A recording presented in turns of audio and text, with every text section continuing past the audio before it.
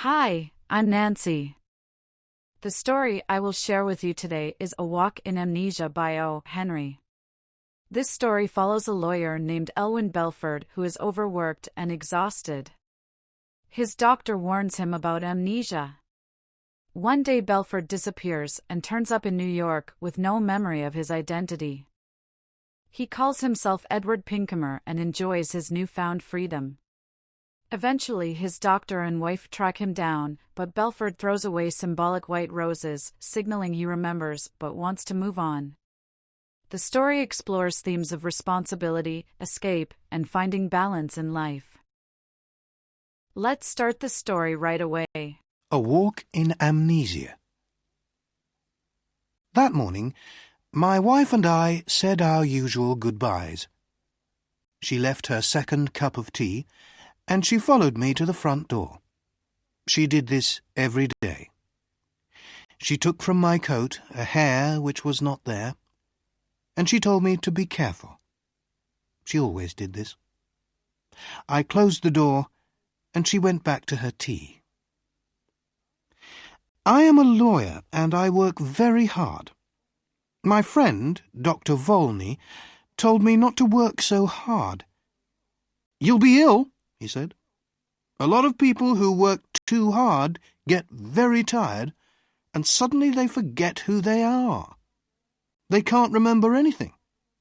It's called amnesia. You need a change and a rest." "But I do rest," I replied. "On Thursday nights my wife and I play a game of cards, and on Sundays she reads me her weekly letter from her mother." That morning, when I was walking to work, I thought about Dr. Volney's words. I was feeling very well and pleased with life. When I woke up, I was on a train and feeling very uncomfortable after a long sleep. I sat back in my seat and I tried to think. After a long time, I said to myself, "I must have a name." I looked in my pockets. No letter, no papers, nothing with my name on. But I found $3,000. I must be someone, I thought. The train was crowded with men who were all very friendly. One of them came and sat next to me. "Hi, my name's R.P. Boulder and Son from Missouri. You're going to the meeting in New York, of course. What's your name?" I had to reply to him, so I said quickly, "Edward Pinkhammer, from Cornopolis, Kansas." He was reading a newspaper, but every few minutes he looked up from it to talk to me. I understood from his conversation that he was a druggist, and he thought that I was a druggist too. "Are all these men druggists?" I asked. "Yes, they are," he answered. "Like us, they're all going to the yearly meeting in New York." After a time, he held out his newspaper to me. "Look at that," he said. "Here's another of those men who run away and then say that they have forgotten who they are. A man gets tired of his business and his family, and he wants to have a good time. He goes away somewhere, and when they find him, he says that he doesn't know who he is and that he can't remember anything." I took the paper and read this. Denver, June 12th. Elwyn C. Bellford, an important lawyer in the town, left home 3 days ago and has not come back. Just before he left, he took out a lot of money from his bank. Nobody has seen him since that day. He is a quiet man who enjoys his work and is happily married. But Mr. Bellford works very hard, and it is possible that he has amnesia. "But sometimes people do forget who they are, Mr. Boulder," I said. "Oh, come on," Mr. Boulder answered. "It's not true, you know. These men just want something more exciting in their lives. Another woman, perhaps. Something different. We arrived in New York at about 10 o'clock at night. I took a taxi to a hotel, and I wrote the name Edward Pinkhammer in the hotel book. Suddenly, I felt wild and happy. I was free. A man without a name can do anything. The young man behind the desk at the hotel looked at me a little strangely. I had no suitcase. "I'm here for the druggist's meeting," I said. My suitcase is lost." I took out some money and gave it to him. The next day I bought a suitcase and some clothes, and I began to live the life of Edward Pinkhammer. I didn't try to remember who or what I was. The next few days in Manhattan were wonderful. The theatres, the gardens, the music, the restaurants, the nightlife, the beautiful girls. And during this time I learned something very important. If you want to be happy, you must be free. Sometimes I went to quiet, expensive restaurants with soft music. Sometimes I went on the river in boats full of noisy young men and their girlfriends. And then there was Broadway with its theatres and bright lights. One afternoon I was going back into my hotel when a fat man came and stood in front of me. "Hello, Bellford," he cried loudly. "What are you doing in New York? Is Mrs. B with you?" "I'm sorry, but you're making a mistake, sir," I said coldly. "My name is Pinkhammer. Please excuse me."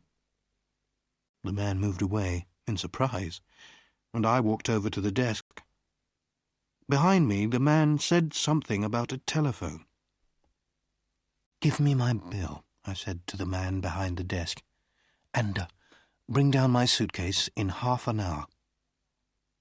That afternoon, I moved to a quiet little hotel on Fifth Avenue.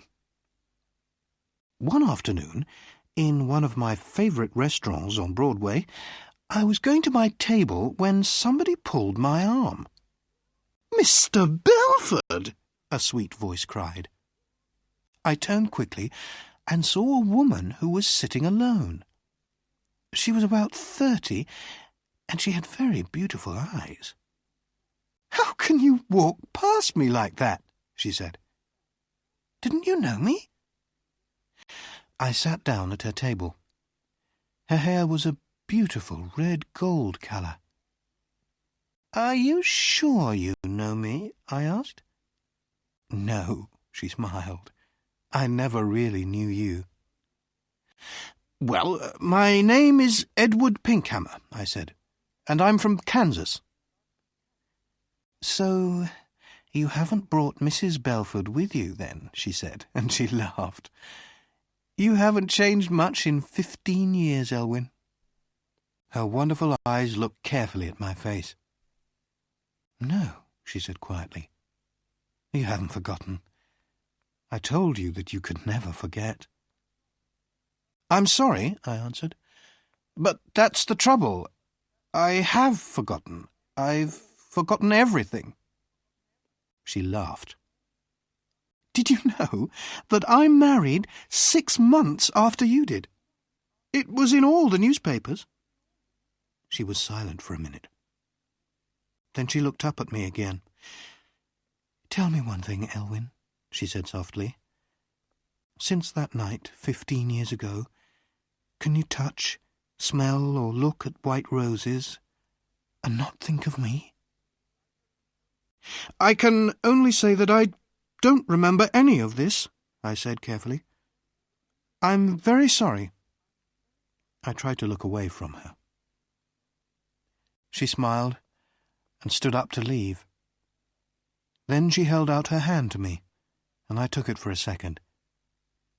"Oh, yes, you remember," she said, with a sweet, unhappy smile. "Goodbye, Elwyn Bellford." That night I went to the theatre, and when I returned to my hotel, a quiet man in dark clothes was waiting for me. "Mr. Pinkhammer," he said, "can I speak with you for a minute? There's a room here." I followed him into a small room. A man and a woman were there. The woman was still beautiful, but her face was unhappy and tired. I liked everything about her.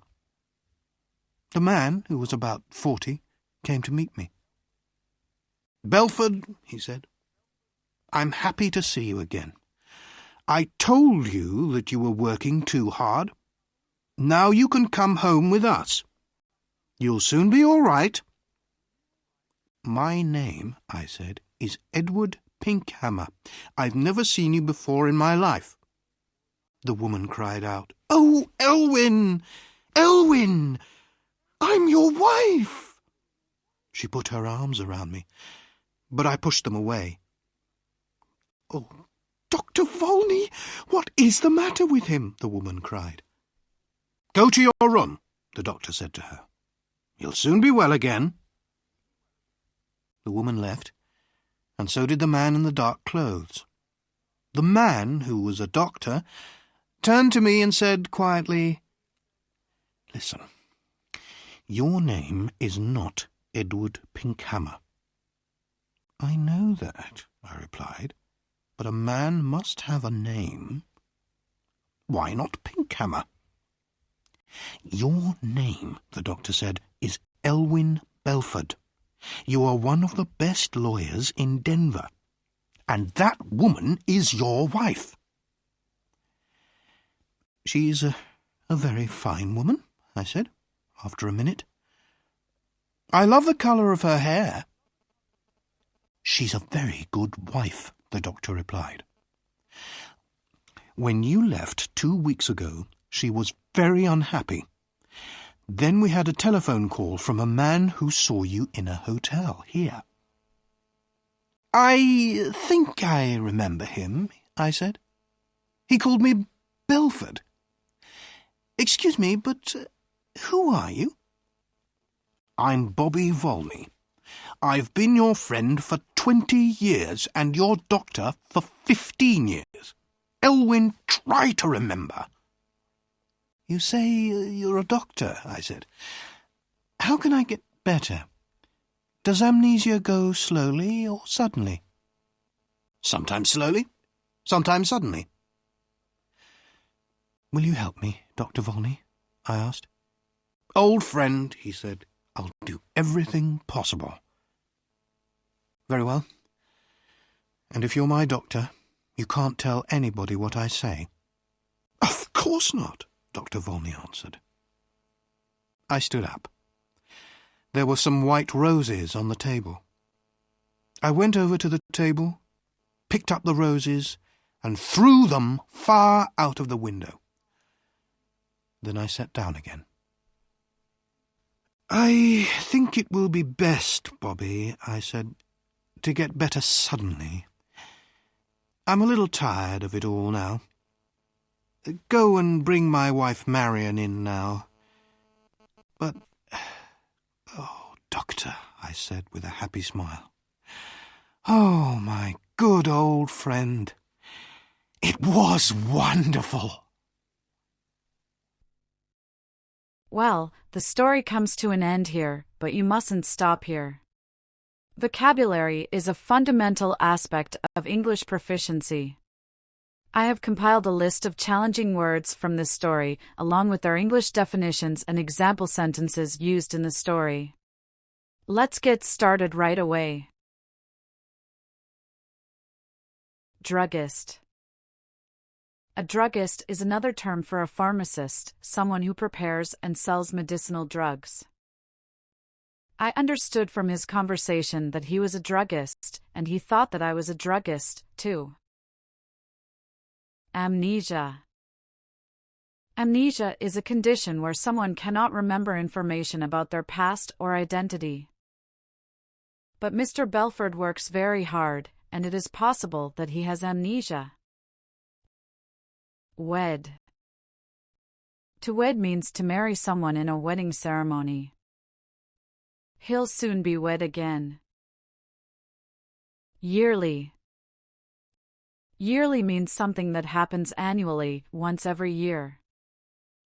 Like us, they're all going to the yearly meeting in New York. Bill. A bill is a statement of money owed for goods or services, like a restaurant bill you have to pay.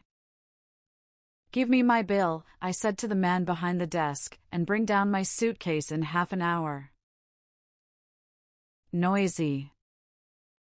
Noisy describes something that makes a lot of sound or disturbance. Sometimes I went on the river in boats full of noisy young men and their girlfriends. Loudly. Loudly means in a loud voice, speaking at a high volume. "Hello, Bellford," he cried loudly. Suitcase. A suitcase is a large rectangular case used for carrying clothes and belongings while traveling. The next day I bought a suitcase and some clothes, and I began to live the life of Edward Pinkhammer. Goodbye. Goodbye is used to say farewell when parting from someone. Goodbye, Elwyn Bellford. Excite. To excite means to raise someone's emotions or stimulate interest. These men just want something more exciting in their lives, another woman, perhaps. Taxi. A taxi is a car that carries passengers who pay a fare, usually hailed on the street. I took a taxi to a hotel, and I wrote the name Edward Pinkhammer in the hotel book. Crowded. Crowded describes a place that is filled with many people or things close together. The train was crowded with men who were all very friendly. 40. 40 means the number 4 times 10, between 39 and 41. The man, who is about 40, came to meet me. Uncomfortable. Uncomfortable means not feeling relaxed, at ease, or experiencing discomfort. When I woke up, I was on a train and feeling very uncomfortable after a long sleep. Excuse. To excuse means to allow, forgive, or overlook something. Excuse me, but who are you? Pleased. Pleased means feeling happiness, satisfaction, or approval about something. I was feeling very well and pleased with life. Weekly. Weekly means happening or produced once a week. On Thursday nights, my wife and I play a game of cards, and on Sundays she reads me her weekly letter from her mother. 15. 15 is the number between 14 and 16. You haven't changed much in 15 years, Elwyn. Ill. Ill means sick, unwell, or unhealthy.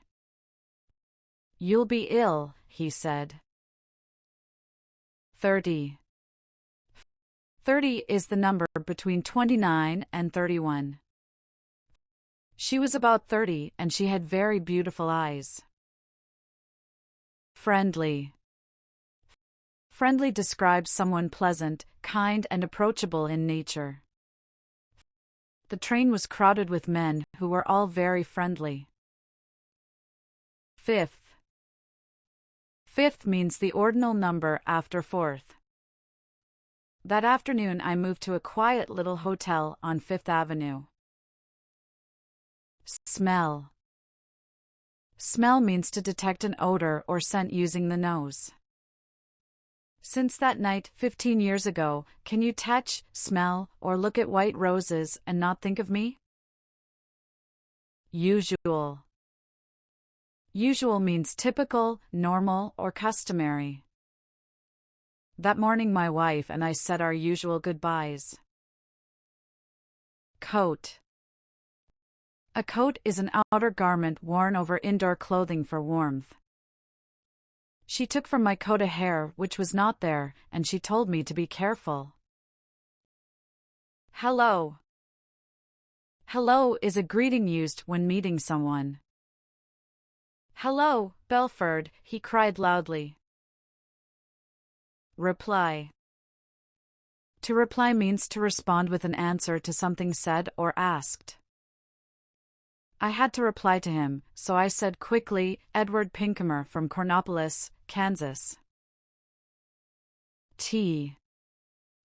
Tea refers to the drink made by brewing leaves in hot water. She left her second cup of tea, and she followed me to the front door. Silent. Silent means making no noise or sound. She was silent for a minute. Sir. Sir is an honorific used to address a man formally or respectfully. I'm sorry, but you're making a mistake, sir, I said coldly. 20. 20 is the number between 19 and 21. I've been your friend for 20 years, and your doctor for 15 years. Now, are you ready to test your understanding of the story? Let's see how well you were paying attention. What is the name of the main character? What is Bellford's profession? Who warned Bellford about working too hard? What condition did Doctor Volney warn could happen from overwork? What fake name did Bellford give himself when he had amnesia? Where did Bellford go when he ran away? What did Bellford enjoy doing during his time away? Who recognized Bellford in a restaurant? What did the woman leave Bellford with to remind him of their past? Who came looking for Bellford at his hotel? What did Bellford throw out the window before agreeing to return? Why do you think Bellford threw out the roses? Thank you for watching. Please take a moment to hit the like button and subscribe to my channel. Your support really motivates me to keep creating content. I appreciate you all, and I'll see you in the next video.